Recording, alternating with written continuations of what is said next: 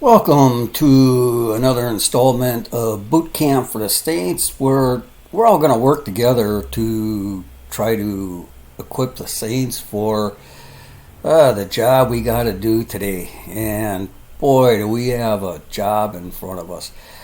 I'm going to kind of do this video or commentary off the cuff.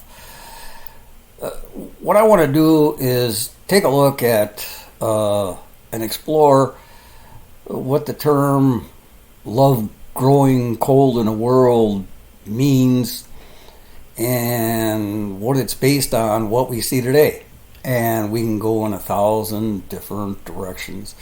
Now, this isn't a last minute, inspirational thing. It's been, I'd say, accumulating and having ingredients added for, I'd say, the last 6 years or so, maybe even 10 years.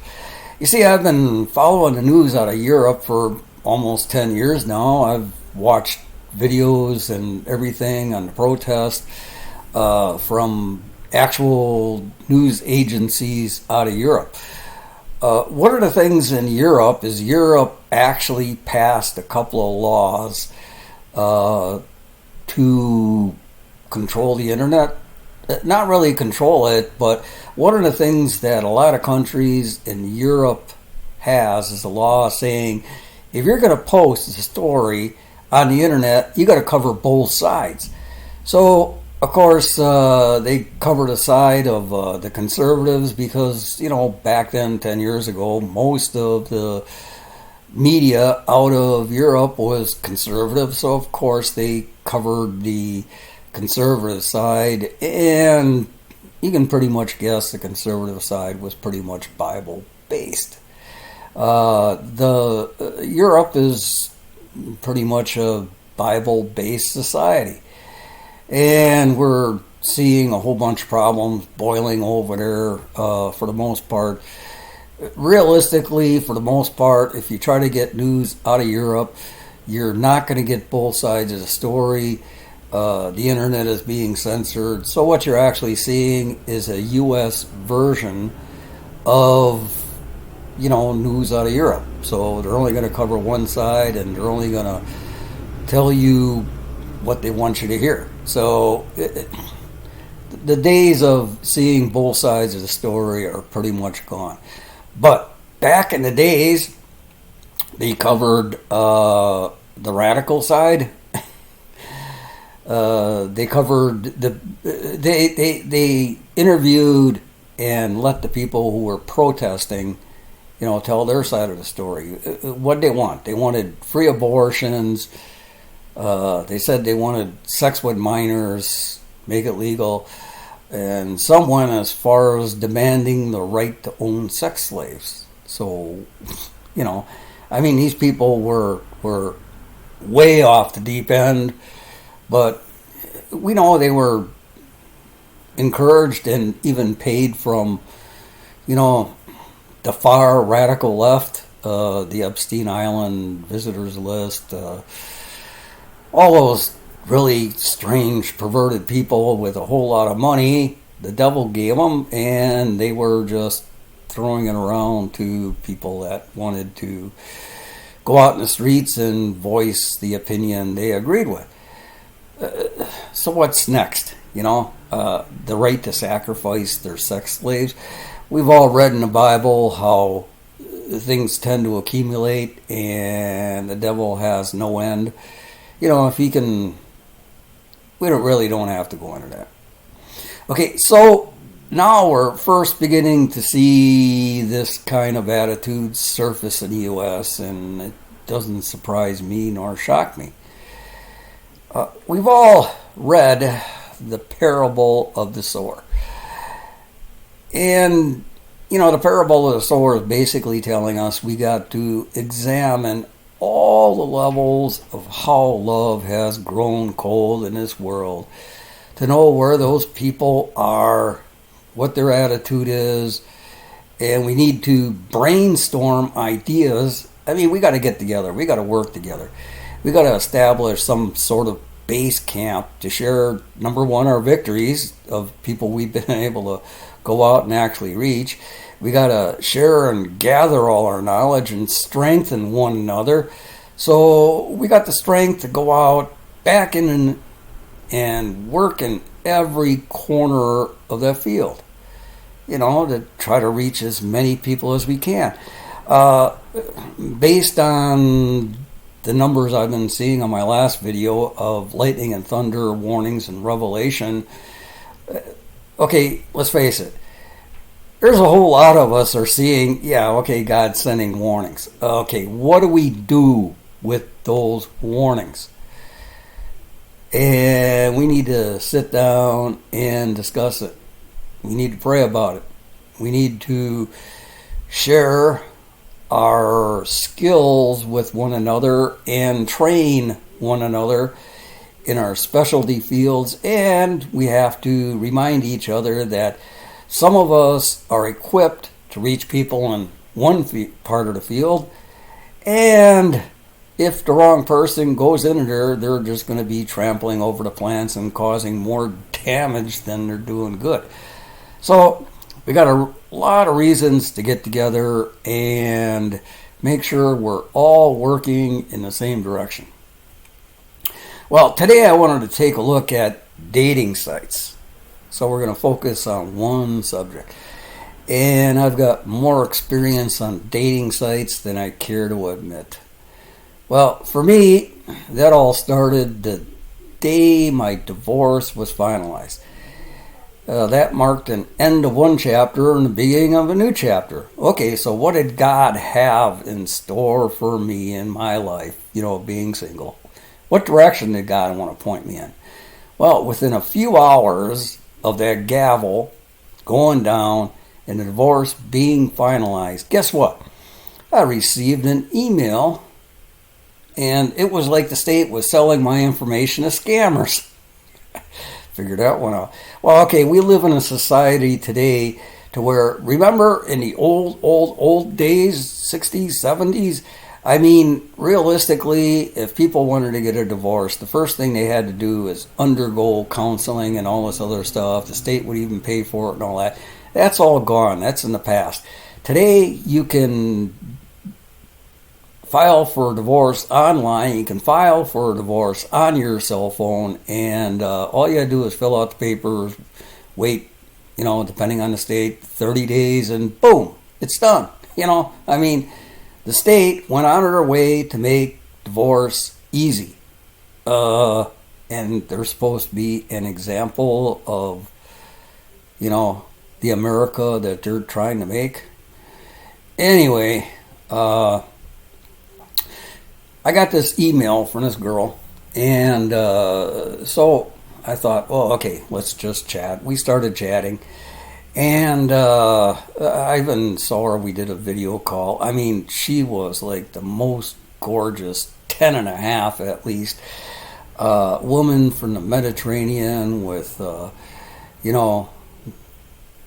long dark hair. Well, she shows up, wearing this black bra and panties and sits down in this bed and starts chatting. Anyway, that was the last video call. I said enough is enough. I'm only human. Temptation. Anyway, I knew she was a scammer, and I thought, oh, okay, I could just plant a couple of seeds. So I planted a couple of seeds talking about God, and, scammers, you always come up with this, I got a need for money, well, did you pray about it? Well, okay, when you pray, you got to listen. What does God say you should do? Blah, blah, blah, the whole bit. I think you know the drill on that one. And one thing about scammers is you can always tell scammers because always on the first day they want to enter into a conversation of some kind of sexual content. They're working for the devil, and the devil just feels that if I can lure people in with the promise of sex, I got them hooked. We don't want to be a fish, pulled in and thrown on the bottom of the boat, and, so we want to avoid that. So avoid those kind of conversations with them. Always point it back. Let them know you're a Christian. Let them know, you know, and then, hey, explain to them what real love is. Anyway, I was more and more convinced this woman was more than a scammer. She was obviously working with someone because you know, when we talked, she had an accent and she used a certain sentence structure. When she wrote, the sentence structure was completely different. So someone was writing her messages for her, and then what you do is you try to change the subject, you control the conversation. So when they're typing live in to answer your conversation, the sentence structure changes. Simple. You can identify scammers in the drop of a hat. Anyway, this particular woman, I don't know how we did it. All I'm going to do is say the Holy Spirit was working overtime with wherever she was to let me know that she was working for a pimp. And guess what? We sort of developed on the fly our own way of coding messages. Make a long story short, I eventually convinced her to, because she got a little bit of money, buy a cell phone. I don't know, I forgot what they call them. You know, the ones that are an individual plan and all that stuff. And then she started texting me. I found out, yeah, she was working for an internet pimp, I call them. And what she did is, yeah, of course, this guy convinced her to come to America. He takes away her passport. I don't really need to get into the details and stuff. Long story short, she had her phone. I had like 8,000 people on Facebook. She told me where she was. I contacted a good Christian family in the area. They arranged for a meeting, and basically they took care of things, took her to the authorities, and she was freed. What did she do after that? Well, obviously she came to America for a better life. She decided to get her job and spend her time and money going back into the streets to help other women that were controlled by these internet pimps. Anyway, talk about planting a seed and watching it grow 100-fold. I got no idea how many women this particular woman was able to save and how many they were able to save.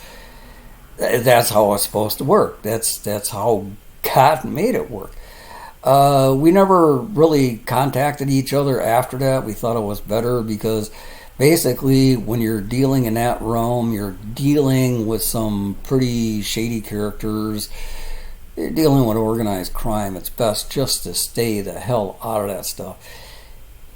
In other words, as warriors for God, sometimes we have to get in, get our covert operations done, and then pull back out, and hopefully we get in and out without being noticed.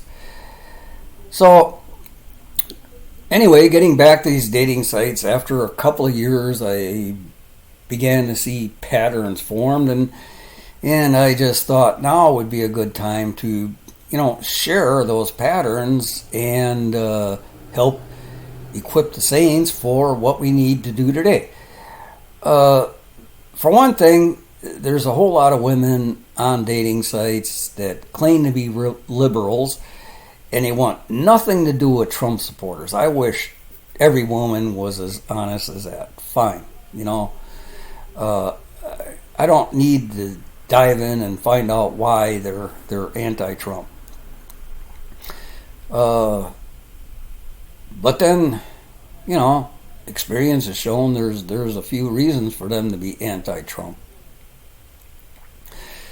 Well, of course, we got the scammers on dating sites, and that can be a ministry all its own. I used to be able to trace people down by their emails because, some of them used to get into emails and then they found out that, oh, yeah, use the IP address. You can trace down and find out exactly where they're from. Within a couple of blocks. I think they give you like a 20 block radius or something like that, they used to. And realistically, it never traces it back to the actual computer IP. It traced it back to the IP address to where they send it. I live in a small town, and then the actual IP server is in a larger town. So, if people wanted to trace me back, it would be like 20 miles away. So, I'm not really that worried about it. But you used to be able to trace back the location. Well, for some reason, in their infinite wisdom, Congress passed laws to protect the scammers. So you can't trace people back. When you get an IP address, you can tell you're getting an email based on the IP address because with the new laws Congress passed, it will give you the location of the server. It hits the United States, but it won't give you the country of origin. So it's going to hit, the email is going to hit servers either on the East Coast or West Coast. So if they say they're from Texas or Ohio or Illinois or Minnesota or something like that, and you check the IP address and it says, oh, it came in from San Francisco, well, you're dealing with a scammer. Anyway, a good lesson to learn. You just copy the IP address, put it in an IP address identifier. You can search them on the internet. So anyway, it kind of raised, with Congress passing laws to protect scammers, that was an early warning red flag where all this stuff was headed. Well, what I did find out when I was able to trace them down is I found out that for the most part, the scammers on dating sites are men out of the Middle East posing as women. That's why they only have a couple of pictures.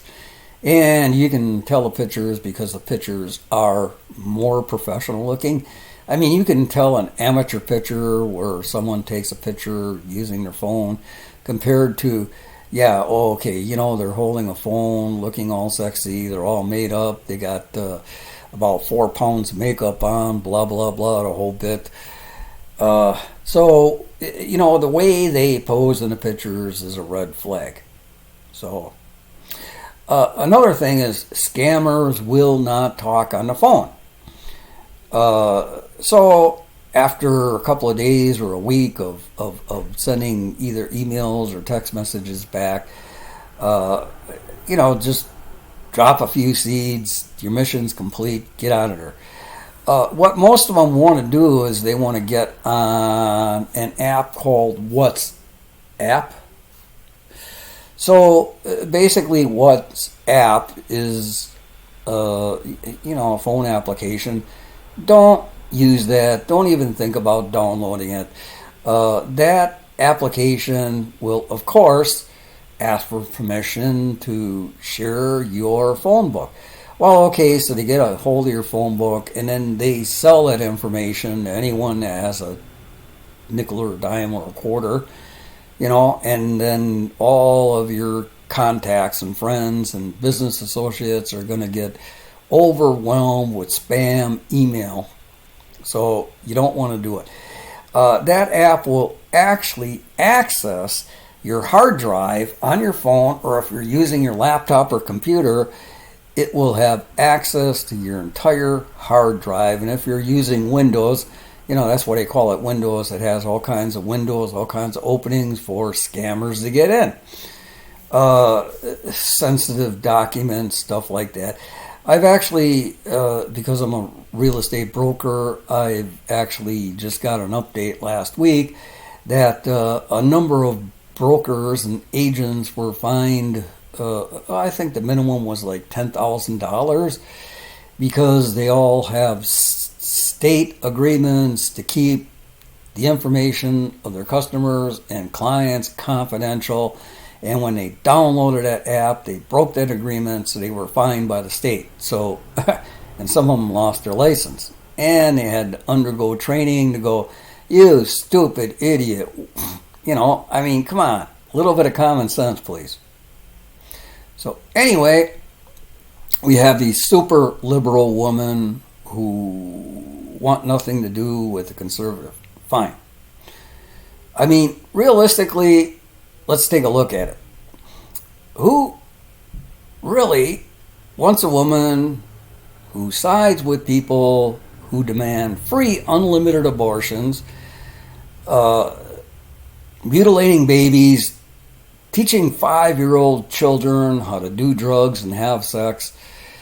Think of it. I mean, realistically, you know, you're on a dating site and you see a liberal woman. I mean, something inside should tell you, hey, you're dealing with a woman that has all these strange beliefs, and they really believe them. They think, you know, I mean, come on, chat with them. You know, you disagree with them on any of this stuff, man, they're going to hang up on you. Now, envision this. The thought of a woman on drugs having sex with multiple partners. Now, did I just describe the new modern day version of a leper? Think of it, you know? Okay, Jesus went out, he touched the lepers and stuff like that, but man, he had a power that would just take away that disease and turn the people into normal. Okay, let's see a show of hands. Any of you got that power? No, we don't. Basically, there's a reason why Jesus sent the disciples out in groups, because, you know, we each got our own personalities. We each got our own way of doing it. To go out on the internet, you know, let's have a base camp to where we can kind of, you know, knock ideas off of one another and find out, you know, what might be a good idea and how far is too far to go and how we can reach these people without offending them, because we all know we say one little thing wrong, these liberals are going to be totally offended. I mean, I'm on social media, and realistically, that's what everybody's saying. They're offended by the slightest little thing. As a matter of fact, there's the liberals that are looking to pick a fight, and the same thing on dating sites. So after that, we have kind of the casual liberal, a woman that, you know, says, oh, I'm both liberal and conservative. Yeah, right, okay. I mean, you know, what did Jesus say about serving two masters? Anyway, what do? They still believe in abortion. They still think sex changes are the thing to do, you know. I mean, do whatever you want, you know.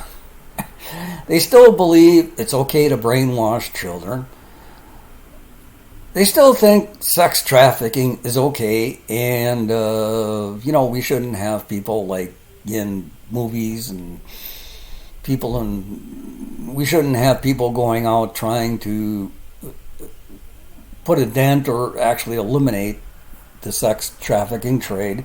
You know, they believe, oh, those people are just trying to make the best out of life. And, you know, when they bring people in from all these poor, depressed countries trying to escape poverty, you know, working in the sex trade is better than what they had back in their homeland. Okay, let's not think of an idea of how we can actually bring these people into America to fulfill their American dream. Yeah, let's just make them slaves in factories for people in the, you know, world, what do they call it, World Trade Forum or whatever they call it, or you know, stick them in the sex trade industry. I mean, look at what happened in what was it, Martha's Vineyard. I mean, you got a collection. They had at least, 15,000 people, leaders of industry that employed well over 1 million people. Did any of them take a step forward and say, you know what, I can give these 50 people a job at the drop of a hat. No, they said, get the hell out of here. You don't fit in. So that's the liberal attitude. Okay, so what makes these people think that way? Well, okay, try chatting with them. I did. Okay, how can you tell if they're a serial dater? Well, okay, let's go over a couple of red flags that you got to look out for. Number one, it's going to take them like 10 minutes for them to answer reply. I'm just using an average. So, you're sitting there on your phone or on your computer and they give you a message and, man, you reply it within a minute. And then you sit there and wait. How come it takes so long for them to reply? Well, okay, eventually they're going to slip up and they're going to give you the wrong answer. Oops, I meant to send that message to Steve. Well, thing is, they're into serial dating big time. There's nothing wrong in their view to, chat or whatever, and then it goes on to sex with 5 or 6 guys at a time. I mean, I've seen it. I've actually met women that,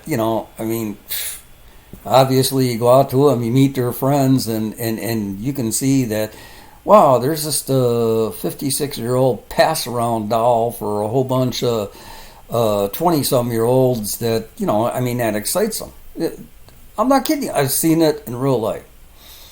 Well, okay, sure, and they're right up, it says they're looking for loyalty and all this other stuff, but you notice they never say they're going to return it. So, anyway, what shapes people like that? We're going to take a look at what, and this is after chatting with, I'm not going to take a guess at how many people I've chatted with, but you know what? Single parent families. They never saw or experienced love in the home, so they got no idea what love really is. So, if we're not going to explain what love is to them, then who is? So we got to roll. But how do we do it? There's probably a million different ways. Let's get together and share them. Brainstorm our ideas. So they came from broken homes. They married. They had a few children. They divorced and raised kids in a one-parent home. And some of them had men coming in and going out like a revolving door. By men, I really mean boys. Okay, so these boys they brought in never paid any attention to their children. And realistically, come on, let's hit the nail on the head here. Those boys, those women were bringing in and out were worst examples for their children than teaching CRT in schools. Think of it. What is CRT trying to teach them? That they're useless, they're worthless, and everything else. I mean, children see men coming in. Oh, okay, kids, time for bed. I mean, realistically, I met a woman. I thought she was a really great woman, and basically, I had to put an end to it because of the way she treated her kid. Just ignored him. Didn't have a relationship with her kid. And I says, you know what? This is far from the vision I had for a wife. Actually, I've been through that a couple of times. So I'm talking about real life experiences. One of the things I want to go back and kind of explain is my dad served in the Army for 38 years. He was in the reserves. Then my brother joined the same unit. He was, drafted, spent some time in Korea. That was during the Vietnam War, so he only had to go out and occasionally, guard the border. And he actually had friends who were shot from across the border. Anyway, long story short, I volunteered for the Army shortly before the end of the Vietnam War. Went to basic training. Just before I went to basic training, they ended the Vietnam War, so I wasn't really going to go there. But my dad was in charge of the company in the reserves. We were four-wheel vehicle instructors, and I spent countless hours during training there on Tuesday nights and on weekends. I was drilled by a number of sergeants with well over 200 years of experience, and they had so much respect for my dad. They were going to make me the best instructor that the Army had ever seen, whether even if it killed me. That's the kind of respect they had for my dad.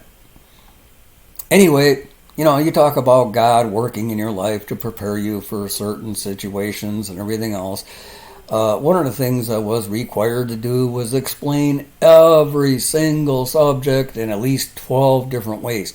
And that's what we need to do, is get together and learn all these different ways of explaining things. We need to explain to people. So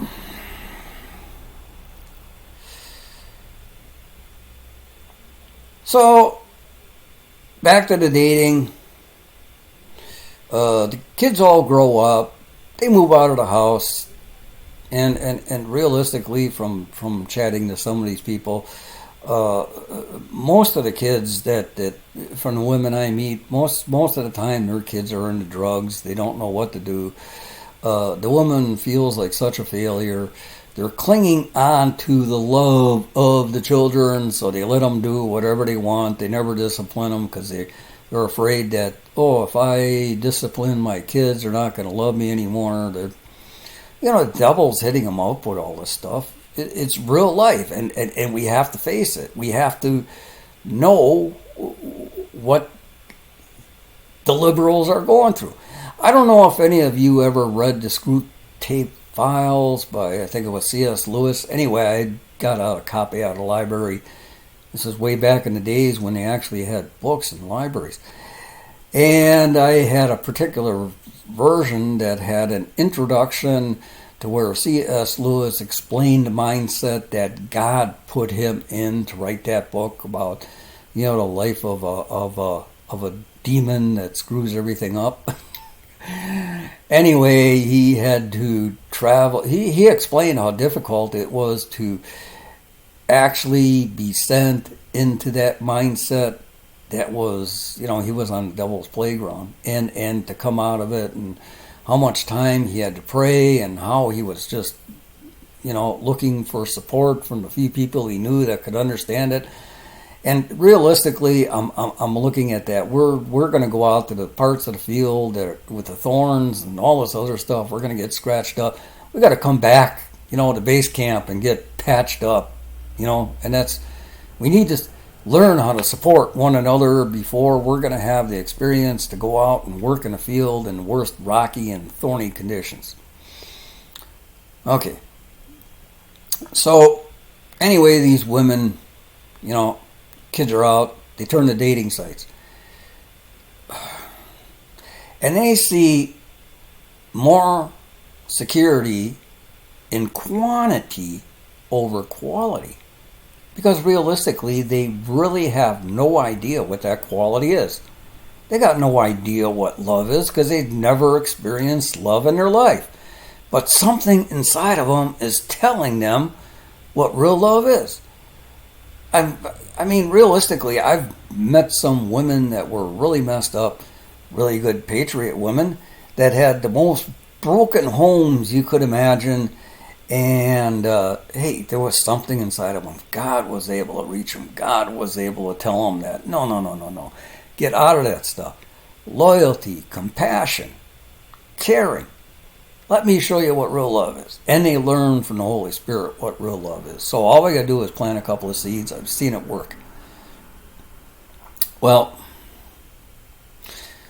these women on these liberal women on these internet sites wouldn't know what a good man was if he, I'm not going to say it. But.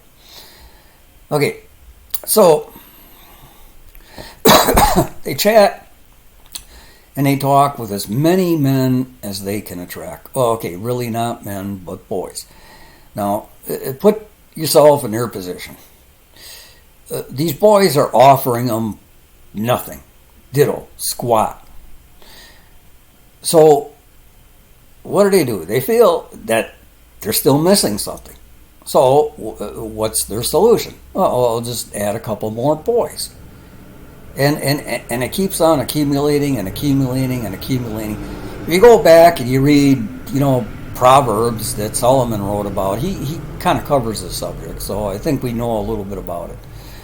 Well, so that lack of love that they feel from these boys that they're talking to and chatting about and getting passed around with leads them to seek more and more, and it's just a vicious cycle.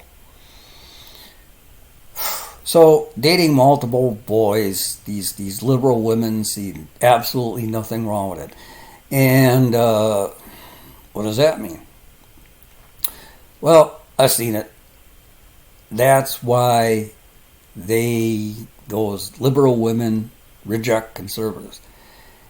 Because number one, us conservative men, us patriots, we're never going to enter in a relationship like that. We're never going to agree with it. Guess what? They're talking to someone else. They're getting passed around like a party doll. We're out of there. That's not what we're looking for. So these women know it. So what do?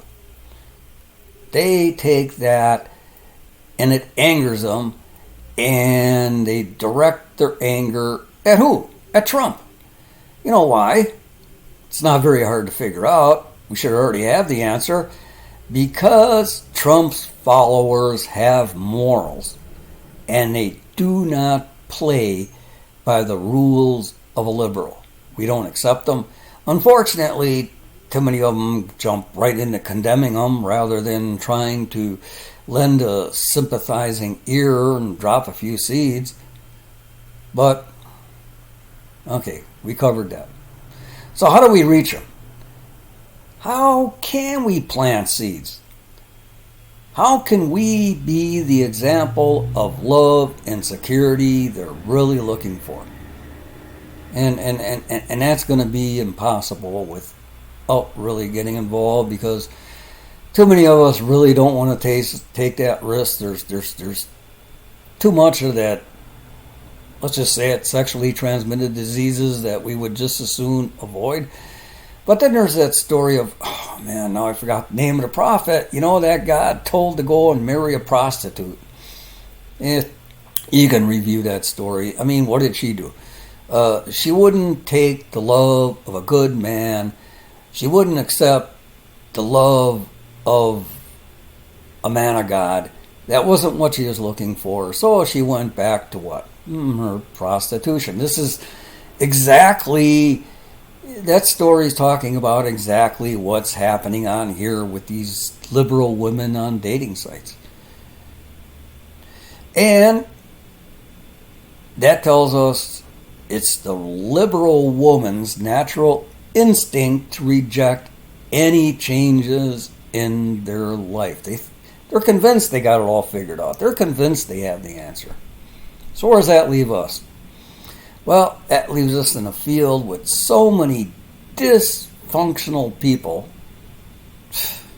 where seeds may reach for a time, may not reach at all, but some of them just might sprout. So anyway, I want to thank you all for those of you who finished this video to putting up my ranting. I hope you learned a few things. I mean, that's what I want this channel to be, a place to where we can go and exchange ideas and learn something from one another. So leave a comment, leave a like, share this thing, especially if you know some younger people that are trying to get into the dating site. Sit down, have a talk with them before they get too involved and fall into that abyss. But that's all for now. Have a great day. And remember, 90% of prayer is what? Shall know this by now. Listening.